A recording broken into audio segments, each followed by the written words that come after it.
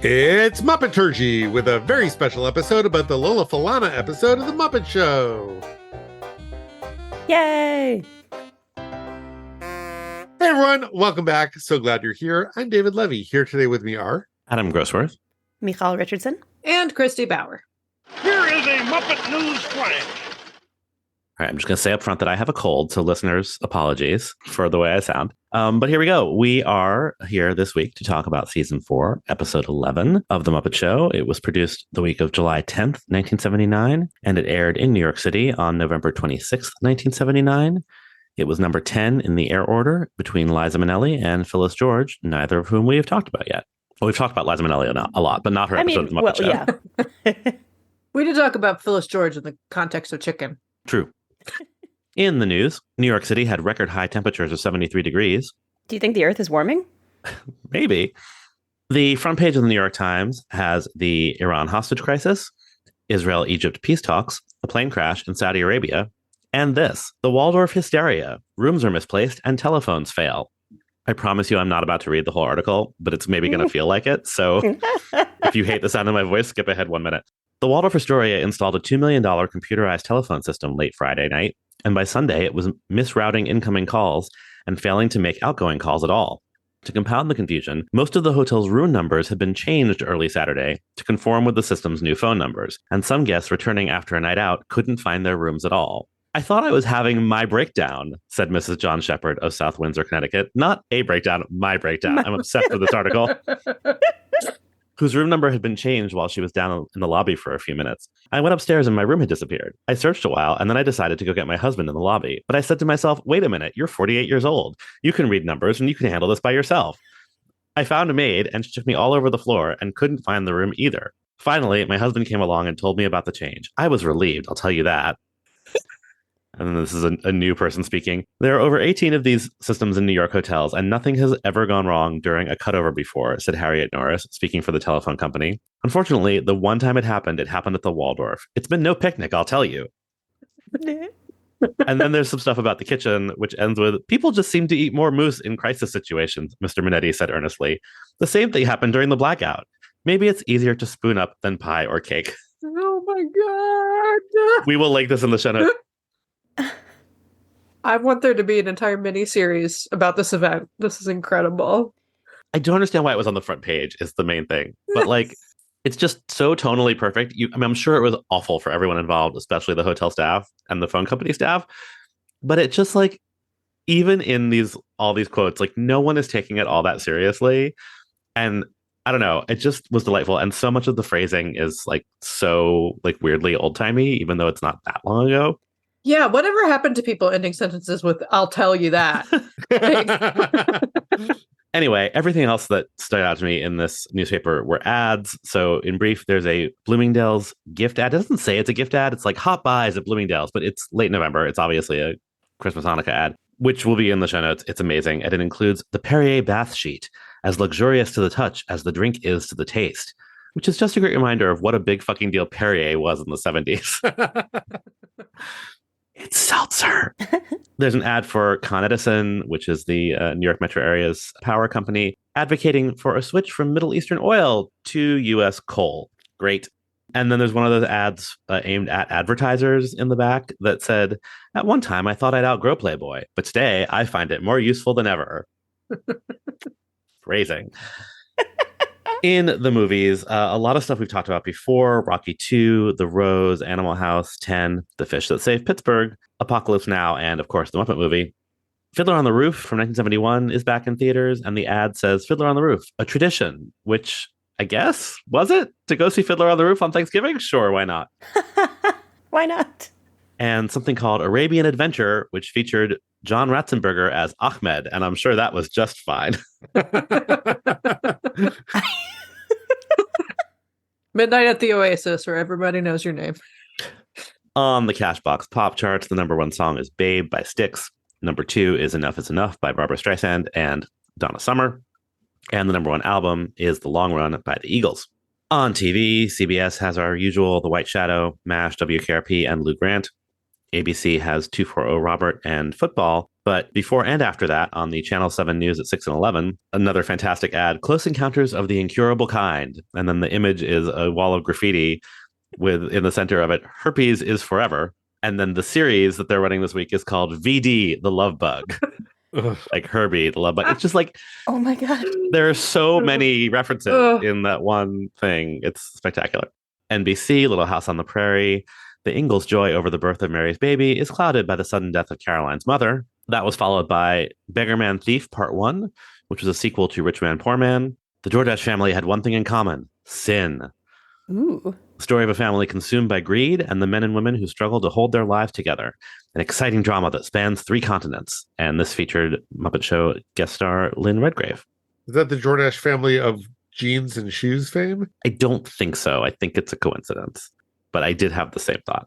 I hope one of the continents is Antarctica. Them and penguins. Yeah, it's only 3. What a weird. Anyway, PBS has another episode of Song by Song, which we talked about before this week, featuring E.Y. Harburg. I wonder if that's the thing that the Over the Rainbow clip comes from. Oh, maybe. Because it was from around the same time, I think. Oh, yeah. Well, now we're going to have to cry all over again. Damn it. Good old yip. Thank you. Hi, ho, and welcome to the Muppet Show. And it's going to be a great show tonight because our special guest star is a wonderful singer, dancer, and comedian, Miss Lola Falana. Lola Falana, singer, Queen of Las Vegas, Black Venus. Lolita Elaine Falana was born in 1942 in Camden, New Jersey. The daughter of an Afro-Cuban welder and an African-American seamstress, Lola began dancing at age 3 and was singing with her church choir by age 5. Her family moved to Philadelphia, and by the time Lola was in junior high, she was dancing in nightclubs. Dinah Washington gave Lola her first big break, offering her the opening slot before her Philadelphia engagement in 1958. Lola dropped out of high school shortly before graduation to pursue a career in New York City. Her next big break came when Sammy Davis Jr. saw her dancing in the chorus of a show in Atlantic City and cast her in his 1964 Broadway musical Golden Boy. Sammy Davis Jr. became a mentor and allegedly a lover to Falana. She launched a music career around the time of Golden Boy with the single My Baby in 1965. In 1967, Davis brought her over to his record label, Reprise, which was founded by noted Joe Raposo stan Frank Sinatra. Davis also brought Falana to Hollywood, casting her in the film A Man Called Adam. But true screen fame would come to Falana in Italy, where her performances on television and film earned her the nickname Black Venus. Between screen commitments, she performed with Davis in concert and in the London production of Golden Boy. As the decade drew to a close, she ended their professional relationship, ostensibly in order to stake out more of an identity for herself, but more likely because Davis told his wife about his longtime affair with Falana. In 1970, she solidified her split from Davis by marrying Feliciano Butch Tavares Jr., one of 5 brothers from the popular R&B soul vocal band Tavares, in 1970. That same year, Lola was nominated for the Golden Globe Award for New Star of the Year for her performance in the film The Liberation of L.B. Jones. She amplified her burgeoning film career with appearances in Playboy and the Fabergé Tigress perfume ads. Throughout the 70s, Lola was a familiar face on television variety shows and talk shows, including The Joey Bishop Show, Hollywood Palace, and The New Bill Cosby Show. In 1975, her marriage to Butch Tavares ended, but her disco album, There's a Man Out There Somewhere, hit 67 on the Billboard R&B chart, and she was back on Broadway, if only for a brief visit, starring in the flop Dr. Jazz, for which she was nevertheless awarded a Theatre World Award. She headed west and took her act to Vegas, and by the end of the decade, she was the highest paid female entertainer in the city, known as the Queen of Las Vegas. In the 80s, her health took priority as she dealt with multiple sclerosis. In 1987, she had a particularly bad relapse that partially paralyzed her, affecting her ability to see, speak, and hear. She spent her recovery time committed to prayer, and following her recovery, she converted to Catholicism. She continued to perform for a while, but eventually her health made that less viable. She still tours as a speaker on spiritual matters, but otherwise she lives in Las Vegas, operating a lay ministry committed to helping orphan children in sub-Saharan Africa. So, had anyone heard of Lola Falana before encountering this episode? Absolutely not. Like, you could have shown me a picture of literally anyone. Like, you could, like, I was like, what is she gonna be, a puppet? Is she gonna be like an old lady? Like, what? I was fascinated to find out who she was, and now that I've seen her, I'm still not 100% sure. But I knew the name, but like with no context around it. I mean, it's a funny name, so I feel like maybe like she was a reference / punchline in the 70s and 80s, but and Showgirl sounds right, but that might just be because it sounds like Copacabana. So that's really all I got. But like in that monoculture way, I had heard of her, but didn't know anything about her. Yeah, like I knew her name, but I couldn't have told you what she was famous for. Yeah, including this Yeah. episode. This was all brand new to me, basically. Yeah, just this. I will say that in prepping for this episode, I did go looking for some of her non-Muppet Show appearances to get a better sense of her. And it's interesting, like, she does not have like a big footprint in available culture now. Like the movies that she was in aren't readily available. The music that she recorded is not available on streaming. There is, however, one committed fan on YouTube who has archived a ton of her television appearances. And she was sort of like a Black Mitzi Gaynor in that, like, it seems that, and I guess this goes along with like being the Queen of Vegas, but like she really shone in the television special arena. And we'll include a couple of the better clips in the show notes because I think they really highlight why she was the highest paid entertainer in Las Vegas. And even though like she's a fine singer, but she's not like the best singer, and she's beautiful, but there are a lot of beautiful women, and she can dance, but she's not like an outstanding dancer, but she's just got this incredible showmanship that when given the appropriate budget for costumes and backup dancers, really creates something pretty spectacular, but also you can understand why it was really of the moment and hasn't really made a lasting impression. Yeah, it was helpful for me to click around through that Vegas special that you sent us and get a little more context for what that it is that she had that didn't really come across in this episode. But let's talk about the episode. Why don't you get me started? Well, Michal, since you kicked us off, what did you think of the episode? Okay, so even though the guest star performance in this episode didn't make much of an impression on me, and even though there were two big numbers that musically I didn't actually care for, I still loved this episode. It made me laugh. It made me cry several times. I got multiple numbers from the Muppet Chickens, and I'm a sucker for Muppet Chickens. And there was a really moving backstage story that permeated all aspects of the episode. And it was a nice change that there was a really engaging backstage story that it wasn't hinging on a Jim or a Frank character or a Jim and Frank dynamic together. It was all about Gonzo and Gonzo not being too horrible. Gonzo comes off a little smarmy in this episode, but he's not creeping us out too much. He does slap Camilla on the butt that one time. That's a thing. I'm talking myself out of loving this episode. No, I loved this episode. Who's next? Christy. Yeah, I didn't love this episode, but I didn't hate it.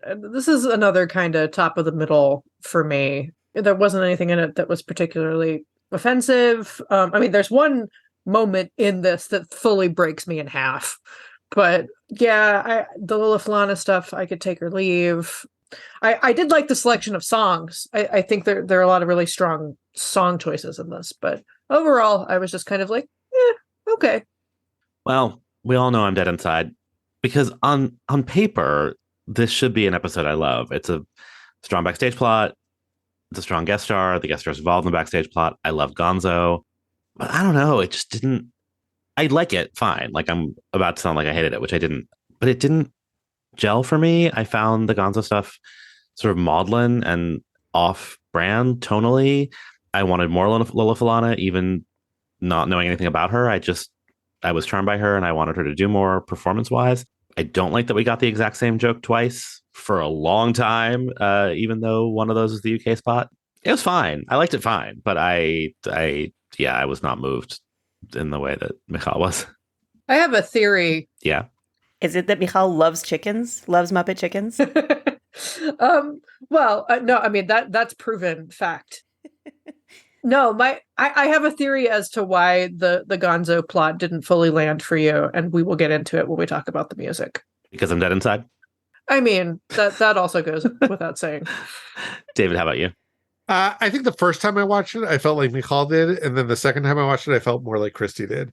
And I think this is a great example of the Muppet Show as sitcom and a terrible example of the Muppet Show as variety show. Mm-hmm. And I think watching all of those other Lola Falana appearances in between showed me how much more we could have had if they had leaned into what she does best.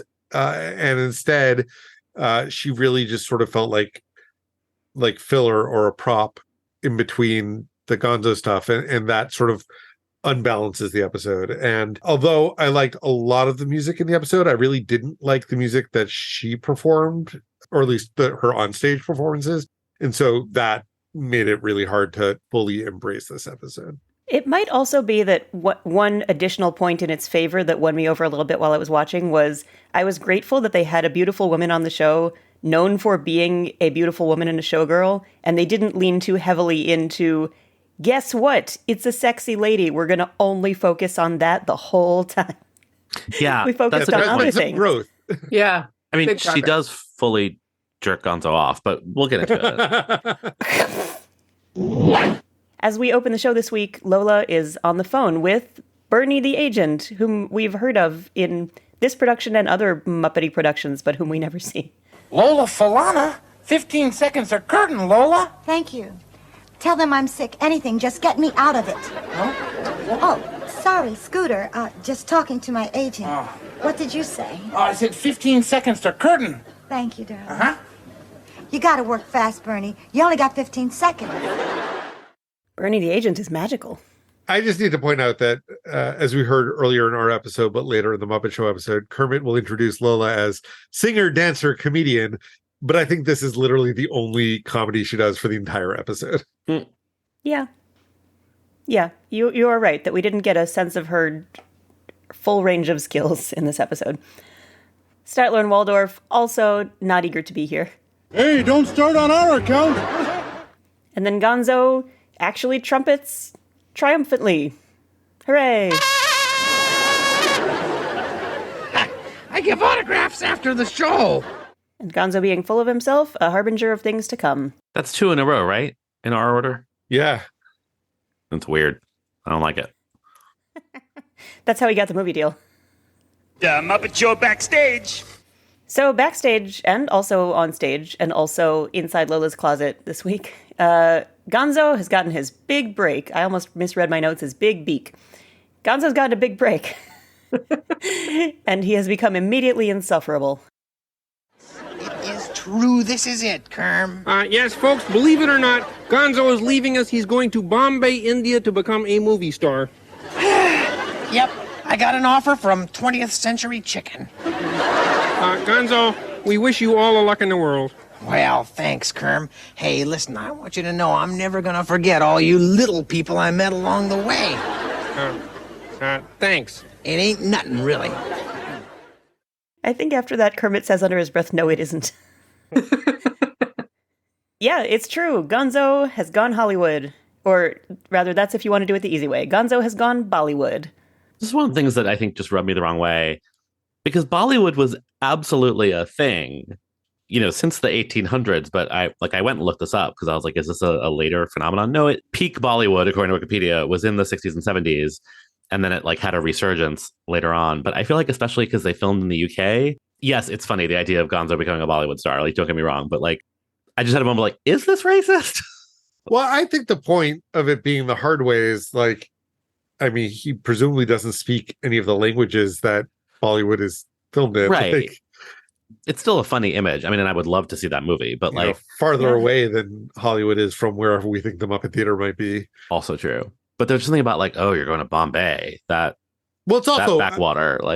It's a direct reference to something he says in the Muppet movie also. Right.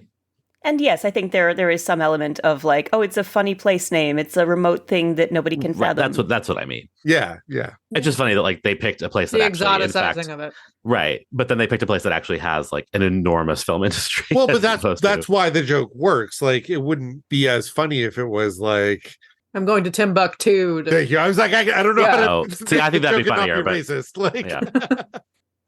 Yeah, going to Albuquerque, which also now, in fact, has a thriving film and TV industry, but not the point.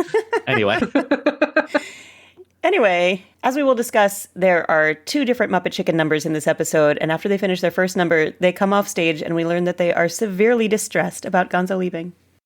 I just can't believe he's leaving. Watch the crying girls. You'll get depressed and start to molt. I was distressed hearing one of our Muppet Chickens speak English. So it's just an act. They really speak English the rest of the time. It's just on stage that they speak chicken. Well, no, because they also speak chicken to Gonzo. Yeah, I don't know what to tell you. Maybe he speaks chicken. It's like a Chewbacca situation. Yeah. They understand each other. Chicken baka. Chicken baka. There it is. Yep. So everybody's distressed. Nobody can believe it. Miss Piggy can't believe it. She yells at Kermit and says the little blue geek got a movie deal. And then she approaches Gonzo. Gonzo, I was just talking about you. Yeah, in fact, she said you were a little blue. Kermit, don't you have to go on stage and wave your arms or something? Sure. Ha ha ha ha. Gonzo, I am just so proud of you and your movie deal. Oh, well, I guess it was just in the cards, MP. Yes, and I just want you to know that, at your movie studio, if you should ever happen upon a producer who is looking for a sex goddess. Yes, I'll know just who to call. Oh, thank you. Camilla. Let me tell you, the way I screamed, don't you have to go on stage and wave your arms or something? It is the burn to end all burns. And then they do this little fake laughter where Kermit waves his arms around and pretends to laugh while Miss Piggy pretends to laugh with him. And it's like they've been in a decades-long marriage that is about to escalate into a gunfight. It's incredible. Ugh, it's beautiful. And Miss Piggy's doing all this acting while Gonzo is calling her MP or saying it's just in the cards. She's doing these tiny little takes to the camera. And even though her eyes don't roll, you can see that she's rolling her eyes and looking at us and being like, can you believe this guy? It's wonderful. Frank Oz, good at his job. So a little bit later, Gonzo assures Camilla that as soon as he's settled into his mansion and has his limo, he will send for her. And then Lola Falana comes off the stage in her dress that is more cutouts than dress and walks right up to Gonzo. Gonzo, baby, put it here. Huh? Right here. I tell you, I have worked with some of the biggest, but you're right up there with the best. Right there. Oh, and don't forget to stop by my dressing room. I want to give you my phone number. Hey, I'll be there, babe. Okay, so A, Lola Falana wants to fuck Gonzo, which I feel like we should unpack a little bit. And B, that boinging sound. Care to explain what's happening? That boinging sound is Lola Falana shaking Gonzo's nose as one might shake a hand. But it's Gonzo's nose, which looks like what it looks like. And she has these long red fingernails. And I don't know, it goes on for a while. And the sound effect is weird. And it made me uncomfy. It made Camilla uncomfy, too. She had to witness this. Rightly so. I gotta admit, though, it's gonna seem strange not working for you, KF. It's gonna be strange for us too, Gonzo. Still, no regrets. Well, one regret. Oh? I never did my masterpiece act for you. Oh, what's that? I sing Top Hat while tap dancing in a vat of oatmeal. It's an act worthy of your talent, Gonzo. And of your show. Touché. And Kermit is doing that great little disgruntled face while Gonzo is waggling his little eyelids. And you can't even tell who's serious anymore. Muppets are great. This feels like as good a place as I need to mention that there's a little tiny bit in Muppets and Men about this where Jerry Jules says, sometimes we steal material from what happens here at the studio. One week when two key members of the production team left the show, there was a very emotional farewell party with people on the verge of tears. That led directly to the show in which Gonzo announced that he was going to quit the Muppet Theater. That's kind of sweet. Yeah. Gonzo's going to perform his swan song. I love that Kermit introduces it by calling Gonzo the master of culture and violence. We will talk about the actual song later, but let's talk about the pathos that comes with it, because it turns out that for all his bluster, Gonzo does not really actually want to leave the Muppet Show. Are you okay, Gonzo? It's just a song. I know. It's not the song. I just don't want to go. Yeah, but you're going to go out and make movies. I want to go there. I just don't want to leave here. You had a choice to make, Gonzo, and you made it, and it was a good choice. I know. I don't like long goodbyes, Gonzo, so, take care of yourself, Gonzo. Yeah, you too. We've had a little change of plans. I think we better just take a break. How fucking dare them? It's the most brutal thing. Oh my gosh. This is also, I think, where Kermit's leadership strengths really kick into high gear, is in moments like this. Yeah, I was going to say this feels like the first time we've seen Muppet movie Kermit on the Muppet Show. Yeah. Where he's like more three-dimensional, really, but also sort of more fatherly to the rest of his friends than he typically is in the Muppet Show, where he's more likely to yell at them rather than comfort them. There's something about the tone that Kermit uses, or the quality of his voice right here, feels very reminiscent of some moments in the Muppet movie, especially while they're camped out under the stars and Gonzo has just sung I'm going to go back there someday. Yeah. This feels like that same Kermit voice. And so, of course, I'm going to start crying. What else would you expect was going to happen? You would think, I love that scene in the Muppet movie. I love that song. It makes me cry every time. But there's just something about it that was like, I don't know. I think it's the writing, honestly. Like, I want to go there, but I don't want to stay here. It's just like, there's something about it just like didn't work for me. And I can't articulate why, so I should stop trying and we should move on. But it just, I don't know. It's like too childlike, too condescending on Kermit's part. But I'm glad you liked it. I will say I love the hug. Whenever Muppets hug, it's kind of the best thing. Yeah, and they do that little back pat thing. And then Kermit's hand also, like, they walk away. Kermit puts his arm around Gonzo. They walk off the stage together, and Kermit's hand is doing a little wiggle thing. Like, even though his arm is still around Gonzo, Jim is managing to manipulate just the hand, so it looks like just the fingers are tapping Gonzo on the back. Yeah. I don't know how that works, but it's magical. And during the number, Gonzo is holding his jacket, like, over his shoulder, like, with one finger, which actually means that arm doesn't work at all. It's clearly, like, stapled to his shoulder. But the hug works so well in spite of that, or because of it. They really look very real in that moment. It's really nice. And yet, throughout this entire episode, I was really distracted by how dead their hands are so often. And like, I don't know, usually, I guess it's better hidden on the Muppet Show. And I think in the movies, and certainly in more contemporary Muppet things, they have all sorts of like remote control shit to make the hands feel more alive. But especially in the first half of this episode, I feel like Gonzo and Kermit both have just like big, dead, flappy hands kind of all over the place. And it's not a thing that I have really noticed before in the Muppet Show, and it really bothered me in this episode. Anyway, officially, Gonzo has now left the show, and he has left in his wake a vacuum of culture and violence that demands to be filled. Chief, did you find a replacement for Gonzo? A replacement? Gee, Scooter, how could you possibly replace somebody like Gonzo? Easy. I know somebody who'd probably be perfect. You do? Sure, he's the best friend of my uncle. The best friend of the man who owns this theater? The best friend of the man you own 3 months back rent to. Sounds very talented. What's his name? Trevor the Gross! Ta-da! When do I start? So Trevor is, in fact, a big, gross, green parrot thing wearing weird clothes. This puppet is delightful, but also looks like it's going to fall apart at any moment. Like, they're like, we need this for 5 minutes of screen time.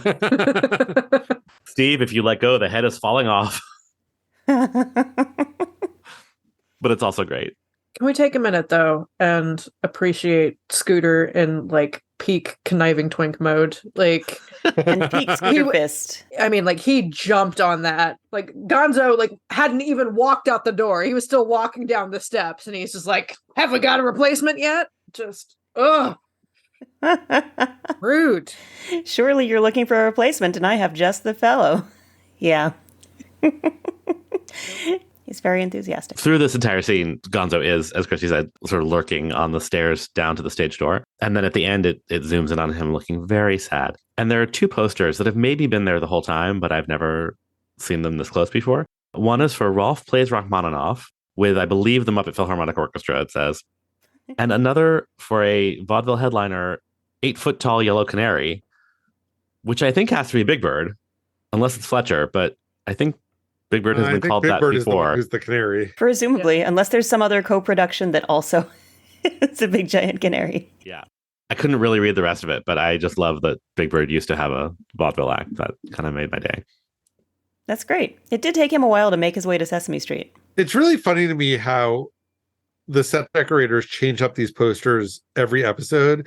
And most people watching these in the late 70s, early 80s did not have televisions where you could possibly make out what they said. So Right, it was or really pause.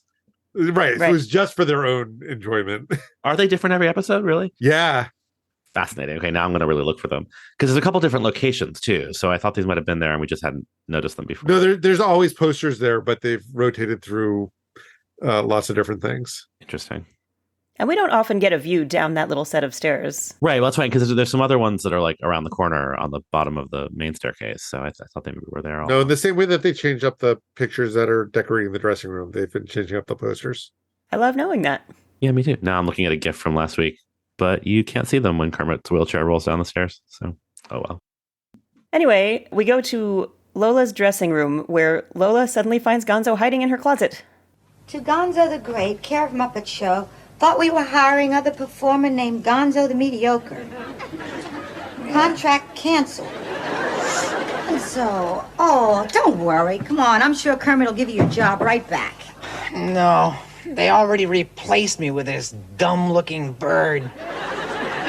They're cleaning out my dressing room. They threw out my mildew collection. Lola attempts to console Gonzo with a song, which kind of works and kind of doesn't. You feel better now? Of course. Now I can smile my way through the rest of my miserable life. I think he missed the point. Maybe, but he came to the same point that Ecclesiastes did, so I appreciate that. You might as well have good food and be with beautiful people through your whole pointless, miserable life. Chapter 9. No wonder he was hiding in Lola's closet, because all is vanity. Ooh. Speaking of having no dignity. My film deal fell through, but I'm willing to accept my old position back. Yeah, but Gonzo... Oh, please, Kermit, kiss, kiss, grovel, grovel. Stop kissing my flipper, Gonzo! Have you no dignity? Of course not. How long have we worked together? Always dignity. That is absolutely a thing I would say. How long have you known me? Yeah. Very good. Just a little set note. This whole thing is happening while Gonzo is trying to stop Trevor from going on, and so they've closed the curtain on the act. So this whole thing is happening on stage, right behind the curtain. And we've probably seen this before, but I just love that we see the back of the curtain, that they actually, bothered to film it against it, and it's a nice little teeny tiny touch that made me very happy. Like at Disneyland, where you see the back of water. Sure, I would go with Phantom of the Opera, where the thing flips around while she's singing "Think of Me," but yeah, same thing, exactly the same thing. Exactly. Anyway, just as Trevor is about to steal Gonzo's oatmeal act, Gonzo wrenches his job back from Trevor by sicking the Muppet chickens on him. These are the same Muppet chickens who just did a number about trying to forget Gonzo, who doesn't seem to care about them anymore. But now they're all in for Gonzo. I guess the chemistry between Gonzo and the Muppet chickens is just that electric. Someday I will write my article for Tough Pigs about the misogyny inherent in the Muppets' treatment of the chickens, but I've got a podcast to produce. But today is not that day, so we'll just speculate. But yeah, they just keep coming back for more Gonzo. Clucking back for more Gonzo. Anyway, Gonzo gets to finally perform his big tap dancing in a vat of oatmeal number, however briefly and however chaotically, because apparently oatmeal does not lend itself to tap dancing for very long, and he sinks very quickly. So this leads us to backstage. Kermit laments that everything has gone wrong. Lola reminds us that what's really important is that Gonzo is back and they're all together again. There's a heartwarming song to take us out, and everybody lives happily ever after. Hooray. You know, it's been just wonderful being a part of reuniting this great, big, wonderful family. Oh, Miss Piggy, you're standing on my foot. The wimp is back. Hey, don't call him a wimp. He is. Well, we'll see you next time on The Muppet Show. I do also like that as soon as Gonzo returns, the Muppety chaos returns. Like, he sinks into the oatmeal and Kermit runs on stage and yells, "Close the curtain," and everybody tries to rescue Gonzo by eating their way through the oatmeal. It's a good time. There's a lot of calling Gonzo a wimp, and I did wonder if that was code in the way that Sissy is code, but also maybe not. Just was It's also a weird thing to call Gonzo, who is notably a daredevil, right? The opposite of a wimp, right? Yeah, I'm not sure what they think it means as opposed to what I think it means. I also don't fully comprehend what they mean by geek. I think geek in the carnival sense. Yeah, geek is a circus term. Right. So that actually makes a certain amount of sense. Specifically, isn't it the person who bites the heads off of chickens? It is, yeah. I think geek and freak are pretty synonymous at this moment in time, as opposed to the way geek and nerd are now synonymous. So that tracks. But wimp was an interesting choice of words. And then that little exchange of like, don't call him a wimp. Well, he is. Like, okay. What are we saying? What are we saying? Let's work it out through music.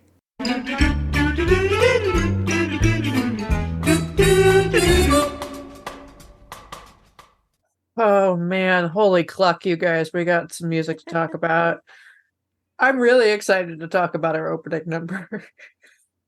I'm going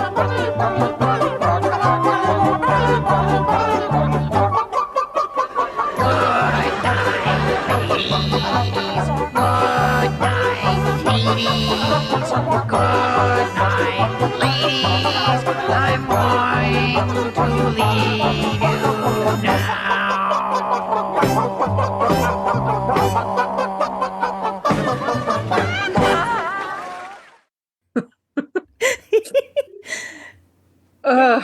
Yay. We got our chicken dancing cardio in for the day. This was the moment in the episode that made me light up and be like, yes! Yes! And it's the opening number. I'm all in from the get-go. Yeah. So this is a song called Pick a Little, Talk a Little from The Music Man, written by Meredith Willson from 1957. We've talked about Meredith Willson in some sort of sideways contexts, but we haven't talked about him directly. So let's do that. Meredith Willson was born in 1902 and died exactly a week after I was born. There can only be one of us. What can I say? Meredith Willson is probably somebody that to most of our audience we don't necessarily have to explain, but in addition to writing The Music Man, he's notable for writing the song It's Beginning to Look a Lot Like Christmas. He made a lot of appearances on panel game shows in the 50s and 60s. He had a very professorly, pedantic quality to him. He was also famous as a band leader. He was sort of, before Leonard Bernstein did his, like, I'm going to talk about the symphony on TV thing, Meredith Willson kind of did that on the radio, right? Yeah, he loved to explain shit. Loved it. What? Not the writer of The Music Man. Yeah, like... Or the writer of And Then I Wrote Them. Sorry, I don't want to steal your thunder. Yeah, why don't we get into that? Well, first of all, okay, let's talk a little bit. If for some reason you don't know anything about The Music Man, Music Man was a huge hit Broadway musical. It won 5 Tonys, including Best Musical. It beat West Side Story. It beat West Side Story, and Stephen Sondheim never forgave or forgot. It was a Valentine to small town America. It was. And there have been 2 Broadway revivals, including one just last year with Hugh Jackman and Sutton Foster. Numerous other notable productions. Apparently, Christian Slater played the young boy Winthrop in a production in 1980. That's my fun thing that I learned today. 2 movies, like a feature film and then like a TV movie with Matthew Broderick that I do not recommend. The original cast album of Music Man was the very first winner of the Grammy for Best Musical Theater Album. And in the original production and the original movie, the Barbershop Quartet, who will come up in a moment, were played by the Buffalo Bills, who were the 1950 International Quartet Champions of the Society for the Preservation and Encouragement of Barbershop Quartet Singing in America, Inc. Good Lord. The SPEBSQSA. And that organization... Luckily for them, they still exist today, and they've shortened their name to the Barbershop Harmony Society. It's probably a wise move. I just misread that in our outline before you said it out loud as the Barbershop Humane Society. Be kind to the barbershop. Yeah. Barbershop quartets are dying in shelters all across America. Adopt a barbershop quartet. Oh my God, I'm hearing that Sarah McLachlan song in 4-part harmony, and it's incredible. Yeah, so the Barbershop Quartet in the show version of this comes in with the piece that Gonzo sings. So Meredith Willson, famous mansplainer, did in fact make an album with his wife Rennie called And Then I Wrote the Music Man, in which the 2 of them are at a piano and he explains the context of the songs and the 2 of them play and sing them. This was after he wrote two separate books about how he wrote The Music Man.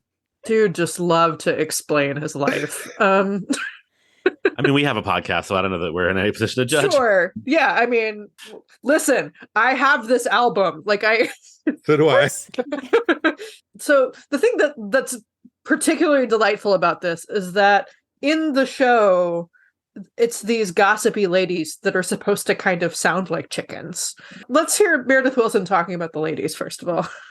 I must tell you that they all wear those big 1912 hats, and when they get to gossiping, all these ladies, well, their hats going up and the feathers flying. It sounds kind of like this. Pick a little, talk a little, pick a little, talk a little, cheek, cheek, cheek, talk a lot, pick a little more, pick a little, talk a little, pick a little, talk a little, cheek, cheek, cheek, talk a lot, pick a little more, pick a little, talk a little, pick a little, talk a little, cheek, cheek, cheek, talk a lot, pick a little more, pick a little, talk a little, pick a little, talk a little, cheek, cheek, cheek, cheek, cheek, cheek, cheek, cheek. Yes, the ladies say to Professor Hill, this Miss Marion advocates dirty books at the library. Chaucer, Rabelais, Balzac, cheek, cheek, cheek, cheek, cheek, cheek.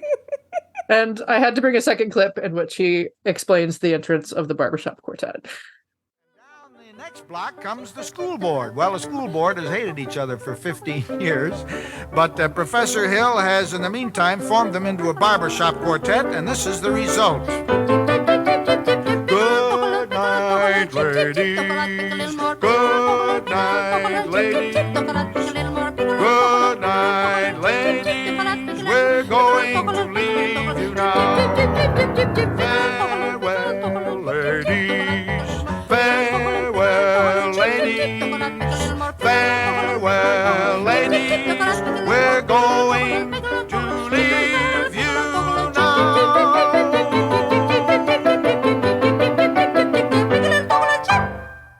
Oh, she was much braver than he was with that ending note. The Music Man is not a show for me, and I hate it so much more now after hearing that. You're welcome. But I will say, I mean, this is a delightful, perfect chicken number. It is exactly the right length. It is very funny. And the thing I'm struck by with both of these chicken numbers is that they're both fully reliant on the monoculture and on musical theater as popular music. And just, especially the second one, because this one can be nonsense, doesn't matter. But just assuming that basically your entire audience knows exactly what song is being clucked for the joke to work. And I love that about it. It is a nice Muppety touch that Meredith Willson thought he was making a joke about, like, haha, these big feathered hats, they make these ladies sound like chickens. And then the Muppets take it so literally that they have chickens sing it. There's something That's particularly great. Muppety and charming about that. And my love for The Music Man goes way back. It was a formative theatrical experience for me. So you can't ruin The Music Man for me. My entire family was in it together in 1995. I played Amaryllis. Amazing. Yep. My dad was in the barbershop. It was a good time. Was this in America or in Israel? This was in the Jerusalem English Speaking Theater, or JEST. That's delightful. Yeah, my mom was a pickle little lady, and my sister was Gracie Shin. I love it. Mm-hmm. There is one weird thing about this, which is like towards the end, Gonzo's like kissing some of the chickens, or like doing like, I don't know. I mean, apparently his going nose to has town. capabilities. Yeah, I just had some questions. It's too bad Gonzo's leaving the show. Yeah, I can think of some other people I'd rather see leave the show. Who? Me. Oh, so from turn of the century Iowa to let's find ourselves smack dab in 1979. The place was so boring, filled with out of town storing. I knew that it wasn't my thing. I really wasn't caring, but I felt my eyes staring at a guy who stuck out in the crowd. He had the kind of body that would shame Adonis, and the face that would make any man proud. Oh, what a wow! He's the greatest dancer.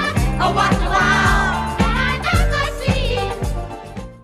This is a song called He's the Greatest Dancer. It's a big hit in 1979 for Sister Sledge on their album We Are Family. It was written by Bernard Edwards and Nile Rodgers, the co-founders of the band Chic. And it hit #1 on the Billboard R&B chart and the Billboard Dance Club Songs chart, which is a chart that I learned existed from 1976 to 2020. Huh. I mean, I guess did COVID close the discos? And I mean, who knows? I don't.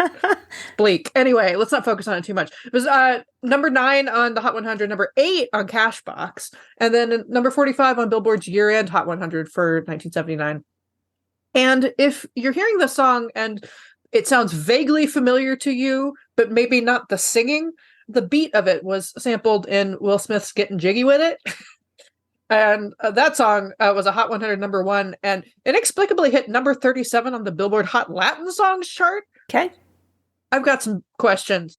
And the thing that I love about that song is that, it won a Grammy and VH1 ranked it the 68th greatest song of the 90s. But then, in 2010, it was ranked on multiple, worst songs ever lists.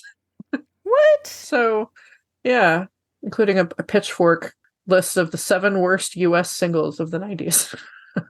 So yeah, I was yesterday years old when I learned that those lyrics were, oh, what, wow. Huh. My entire life, I thought they were saying, I wonder why, which also doesn't make sense. And I thought it was just nonsense. Yeah. Even just now hearing the clip, I thought it was just like, a wow. Yeah. Huh. I mean, this episode was my first time hearing the song, and I was watching The Muppet Show with captions. So I also learned that this week. I'm sure I've heard this song before, but it just sounds like disco wallpaper to me. Yep.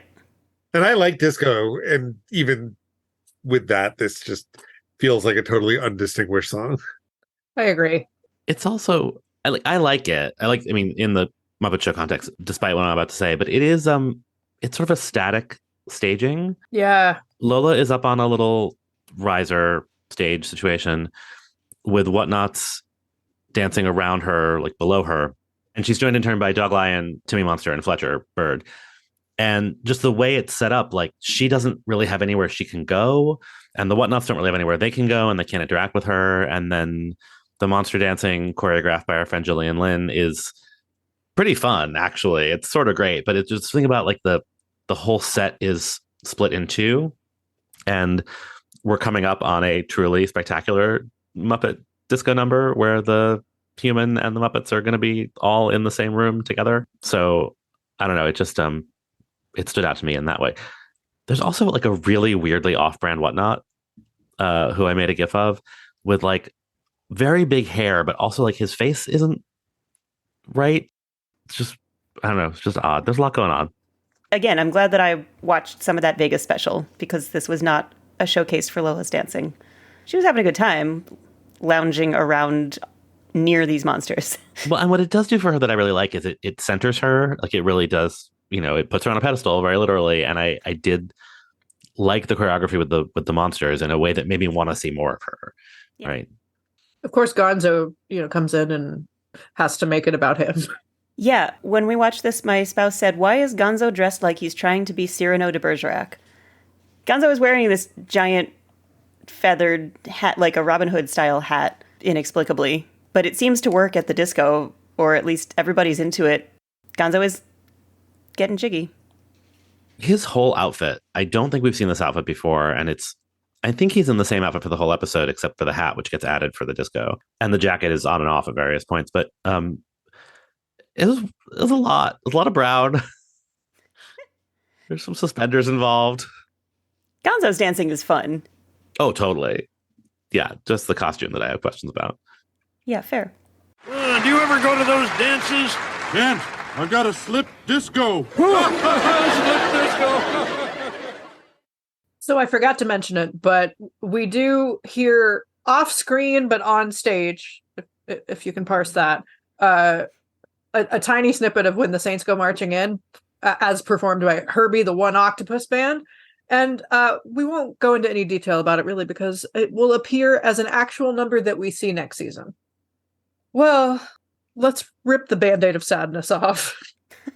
And now the time has come. And now the time has come. I've lived a life that's full. I've traveled each and every highway and more, much more than this. did it my way. Yeah, so it's My Way, which is a song that was made famous by, grab your bingo card, noted Joe Raposo Stan Frank Sinatra. Bingo! In Bingo. You've already said his name tonight. If you didn't already check it off, you lost. Maybe I had it twice. I don't think that's how bingo works. Yeah, like, is he like the center square? Like, what? Anyway. He should be a free square. Yeah. He should be a free square for as much as we mentioned him. So yeah, so this song actually began as a French song called Comme d'habitude, which means like per usual or as usual. That was written by Jacques Revaux. He wrote the music, and Gilles Thibault and Claude Francois wrote the lyrics. And Claude Francois recorded it in 1967. And Paul Anka heard this song on vacation in France and acquired the rights to translate it. And shortly thereafter, he had this apparently depressing sounding dinner with Sinatra and a couple of mob guys, his words, not mine. And Sinatra claimed that, he's like, I'm over it and I'm going to quit the business and blah, blah, blah. And so Paul Anka went home and wrote lyrics to the tune that had nothing to do with the lyrics of the original in Frank's voice. Like, he sat down at his typewriter and was like, all right, what would Frank say? And so this is like the quintessential noted Joe Raposo Stan Frank Sinatra. And he recorded it in late 68, released it in early 69. It hit number 27 on the Hot 100, number 2 on the Billboard Easy Listening chart, number 29 on Cashbox. And it holds this interesting distinction because it spent 75 weeks in the UK Top 40, which places it at number 3 of all-time runs on the UK Top 40 chart. And yeah, it was inducted into the Grammy Hall of Fame in the year 2000. So it is quite the successful song. And Frank Sinatra always claimed to have sort of an uneasy relationship with this song because he felt like it was a little bit braggy, which he claimed to not like to do, which, I don't know, sounds fake. Sure, Frank. But sure. He said that in a lot of interviews. So one of the fascinating things about this is that Paul Anka was actually the second attempt at English language lyrics to this song. The first attempt was by David Bowie, who wrote lyrics under the title "Even a Fool Learns to Love." And apparently they were terrible, and Jacques Revaux rejected them. And Bowie got really pissed off and got even more pissed off when Paul Anka had such an incredibly huge hit with it and made buckets and buckets of money. And the David Bowie song "Life on Mars" was written as sort of his, like, well, I'm going to write my own my way. And depending on who you believe, it was either his sincere attempt at a Frank Sinatra style song or a parody of what he felt like My Way became. But either way, he ended up with a mega hit of his own. And although I don't think Frank Sinatra ever recorded it, Barbra Streisand sure did. So that's just like such a weird footnote to this song. That's crazy. I cannot imagine Frank Sinatra or Barbra Streisand singing "Life on Mars," but I guess I can at least hear one of those. You can. It's not. I think it's fine, but like Bowie fans hate Streisand. Yeah, I can imagine so. I love that song. We should talk about the actual performance here, and in general, I think this episode is such a showcase for Dave Goelz as a puppeteer.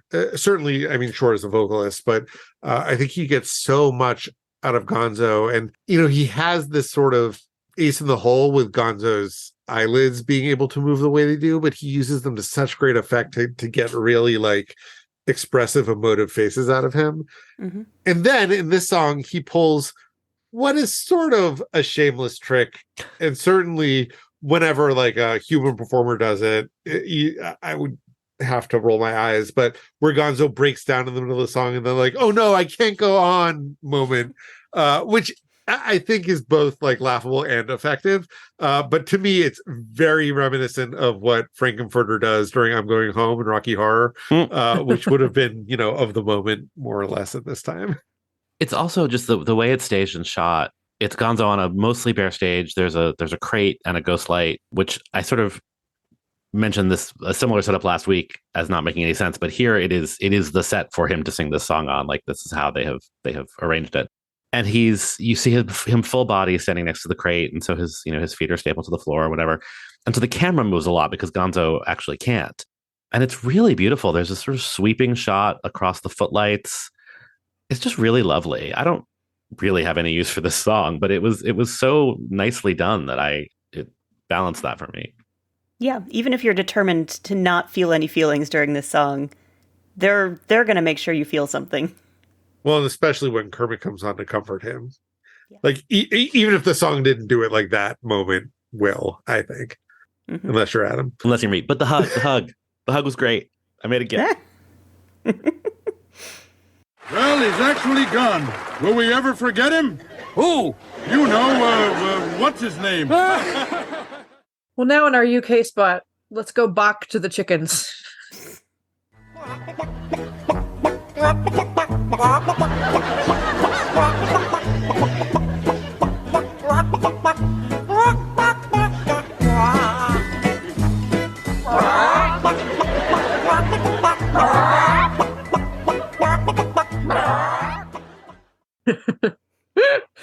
Hall has her disco light out. Yeah. I love this so much. It's great. But yeah, this is, in case you don't speak chicken, this is, I'm going to wash that man right out of my hair. South Pacific, the Rodgers and Hammerstein musical from 1949.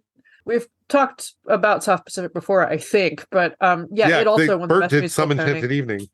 Oh, right. Oh, yeah. Way back in season 1. Yeah, Tony and Pulitzer winner South Pacific. And this song was used as a jingle by Clairol in the 80s. So, like, there definitely is some monoculture stuff happening here. But yeah, I love that this is entirely dependent on you knowing what the song is in the context of the song. Because unlike the other one, I mean, Camilla has like a towel turban thing happening. But other than that, it's not like they're like showering, you know? Yeah, she's doing a full Nellie Falbush. The only reason I don't like this, and this is the UK spot, so not everyone saw this, is that it's just the exact same thing that we already saw with Pick Little. It's chickens in the coop, singing in chicken talk, and it goes on forever. Like, it feels like they did the entire song. I don't know the song well enough to actually have, like... They do not, because they don't do the bridge. Yeah. Right. It just was like, are we really going to do the whole song? We get it. But I do love that Camilla has her little towel on and is pecking at a photo of an autographed to Camilla photo of Gonzo on the side of the coop, because she is mad that Gonzo is fraternizing with Lola Falana. And I do love that about it. I mean, and that's the difference between this number and the last one. Camilla has been slighted and she is working out her feelings. Fair. While washing her hair. Oh, it's so great. And I love it so much. And I couldn't believe when I read the wiki page for this episode that it's the UK spot. I can't believe that people had to miss out on this. It felt like the equivalent of learning that the Beatles song Rain was a B-side. If I were going to pick one for the UK spot, I probably would have picked Pick a Little, Talk a Little instead of this. But I'm sure for like reasons of programming that they couldn't make the UK spot be that early in the show. Yeah, for sure. Yeah, there's not much that I would have been able to just snip out of this episode other than like the one sketch that we'll talk about later, but that probably wasn't long enough. Mm. And now, time for a dressing room cheer up. Even though it's breaking, even when clouds are high in the sky, that's the time you must keep on smiling, smile. What's the use in crying? You'll see your sun come shining through if you just light up the life with gladness, hide every trace of sadness. Smile, which is a piece of music that was written by Charlie Chaplin in 1936 for his movie Modern Times. It was apparently inspired by Puccini's Tosca. So many people inspired by Puccini. Fascinating. There were lyrics added to it much later by John Turner and Jeffrey Parsons in 1954, and it was first recorded by Nat King Cole, whose version went to number 10 on the precursor to the Hot 100. The Hot 100 came about 5 years after that. And number 2 on the UK singles chart. And it's a very popular standard. It's been recorded by many, many, many people. And the weirdest fact that I learned about it is that an orchestral version of it played over the credits of the last episode of the original run of Jeopardy in 1975. Yeah, very strange. So this is lovely. I enjoyed it fine, but I wonder just how many of these dressing room cheer-ups have been directed at Gonzo. Like, if we sat and, like, did a pie chart, like, would Gonzo have the biggest slice? It's either him or Fozzie. Yeah. Because they're both sort of the depressives of the group, right? Yeah. Like, yeah. Like, Robin's gotten 1 or 2, but otherwise... Oh, yeah, he'd be up in the running. But Gonzo and Fozzie also are the most likely to have personal relationships with female guest stars. Yeah, I guess that's... At least in the post-Talk Spot era of the Muppet Yeah. Show. I was going to say, pretty soon we're going to see my favorite of the dressing room cheer-ups, which is one directed at Kermit. So Kermit's definitely adjacent, but yeah, no. Fozzie and Gonzo are definitely the most female human friendly. You know, if we have any bored data scientists out there... Charts and graphs. Charts and graphs. We'll put it on a t-shirt. Charts and graphs. All right, well, let's start dancing in oatmeal. Putting on my top hat, tying up my white tie, dusting off my tooth. Wait! He sank into the oatmeal! Don't worry! Dave Gold's good at his job. Oh my gosh. How Frank long Oz. can he survive when he's drowned in like 6 feet of oatmeal? The little wah-wah that Frank Oz does, that Fozzie does. Yep. They better eat fast. Such a vivid sound. So yeah, that song we've talked about before. It's Top Hat, White Tie and Tails, which Rudolph Nureyev did in his episode. Yeah, Irving Berlin song, 1935. One of the many, many Fred Astaire numbers that the Muppets have done and done again. Yep. But I can only hear it in Nureyev's accent. And I guess picture him drowning in oatmeal. What are they doing with those spoons? Scraping the bottom of the barrel. I'm not surprised. That's how they get all their acts. I got some raisins. I've missed New Zealand. I Scooter. like that he's back. Yep. He's here to help. Enterprising. Well, and then Gonzo appears immediately. Like, he's no longer in the barrel while they're eating their way out. Now they've just got a vat of oatmeal to eat. It's a good problem to have. So we get a second cheer up moment for some reason. Well, you'd need cheering up too if you had nearly drowned in a vat of oatmeal. I sure would. We'll be together, you and I.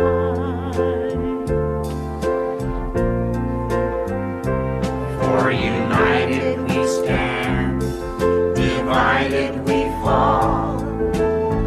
And if our back should ever be against the wall, we'll be together, you and I. Our closing number is a song called United We Stand, which was a song by a group called the Brotherhood of Man. No discernible connection to the Frank Lesser song from How to Succeed in Business Without Really Trying. And the song is from 1970. The Brotherhood of Man was a British pop group who later went on to win the Eurovision Song Contest in 1976.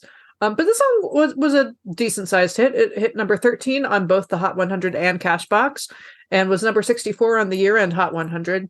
And it was also the closing theme of 1977's The Brady Bunch Hour. And it's been recorded by a bunch of people, including Elton John and Sonny and Cher. So I guess there aren't too many excuses for me to have not heard this song before, but I had never heard this song before. I was going to say, it did not sound familiar to me, but I'm sure I must have heard it. I mean, certainly I've watched the Brady Bunch variety show. Like, yeah. So Adam, I think the reason that the Gonzo plot doesn't work is because we get 2 repeated beats in the musical numbers. We get the 2 chicken numbers, and then we get 2 cheer up numbers. Mm-hmm. I feel like it's missing. Like, I don't think this is the sentiment that closes out that arc. Like, I think you need like something more triumphant. Maybe it's just because it's such a, I don't know. It's such like a 6th grade chorus song. Yeah. I think it might be the song Goopy. choice that's not working here. Yeah. Because it should work. It's got, it's all the Muppets slowly gathering around and more Muppets joining in, and everybody all across the backstage set is just putting their arms around each other and joining in song. It should be a really lovely moment. Yeah, but if you compare this to other episodes that have done that sort of thing, like in Dom DeLuise, when they sing "We Got Us," like that's such a rousing number. Yeah. Or even with Bernadette Peters when they do "Just One Person," which is also like a sentimental number, but it builds over the course of the song in a way that this one doesn't. This just sort of stays flat throughout. Yeah. There's also goopy. So like all these Muppets join in on the balcony, and like they do it sort of badly.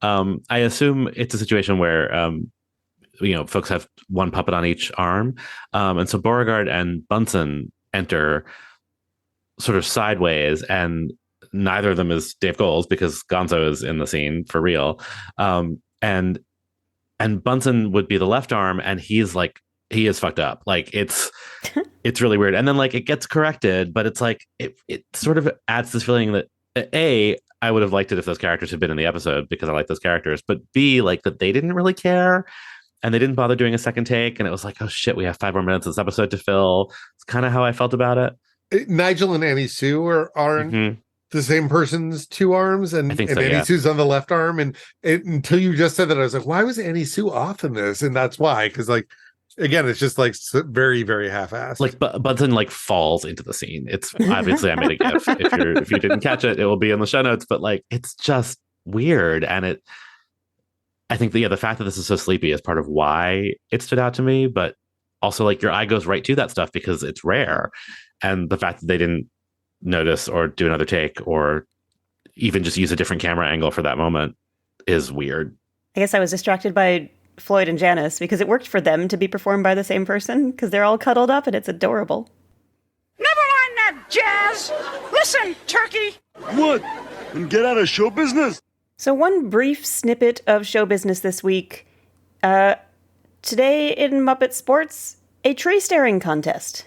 It's the classic confrontation. Man against wood. Uh-huh.